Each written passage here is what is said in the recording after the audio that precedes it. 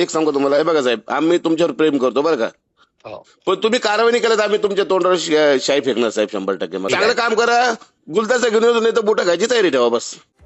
सामाजिक कार्यकर्ते रमेश पाटील यांची आणखी एक ऑडिओ क्लिप सध्या जोरदार व्हायरल होतीये. या कथित रेकॉर्डिंगमध्ये रमेश पाटील यांनी भाजपचे आदिवासी विकास मंत्री अशोक उईके यांच्याशी थेट फोनवरून संपर्क साधत त्यांना चांगलंच छापल्याचं समोर येत आहे. जागतिक आदिवासी दिनाच्या दिवशीच आदिवासी आश्रमशाळेत झोपेत असताना विषारी साप चावल्यानं 3 चिमुरड्या विद्यार्थिनींचा मृत्यू झाला. विद्यार्थिनींना झोपण्यासाठी पलंग उपलब्ध करून देण्याची वारंवार मागणी करूनही प्रशासनानं दुर्लक्ष केलं. या संतापजनक मुद्द्यावरून रमेश पाटील यांनी भाजपचे आदिवासी विकास मंत्री उईके यांना थेट जाब विचारला. मंत्री आहात ना, मग काय करताय तुम्ही? जरा लक्ष द्या, अन्यथा आम्ही तुमच्यावर शाईफेक करू.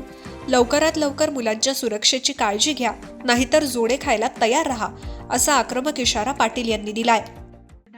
हो. उईके साहेब बोलतात साहेब, नमस्कार. हो, जी बोलतो ना. उईके साहेब, आता हे 3 आदिवासी मुलं मेले साहेब, साप वगैरे नसून आपण आदिवासी मंत्री साहेब, हो. त्या लक्ष द्या. काय असतं माहिती का साहेब, म्हणजे जनतेला फार अपेक्षा असतात, पण त्यामध्ये काय मंत्री काही खाणं पिणं परमिशन साठी पैसे घेणं तिकडे लक्ष देत नाही साहेब. त्या गोष्टीमुळे फार त्रास होतो या गोष्टी. असं मला एक सांगा कासारे साहेब, हे अनुदानित आश्रमशाळा आहे. अनुदानित आश्रमशाळेने प्रत्येक विद्यार्थ्या मागे पैसे देतो.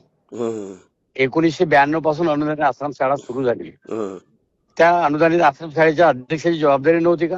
हो बरोबर. माझं काय म्हणणं, मग जे अध्यक्ष आहे ना याच्यावर कारवाई करा, नाही ना पाठवा ना. करतो ना 100%.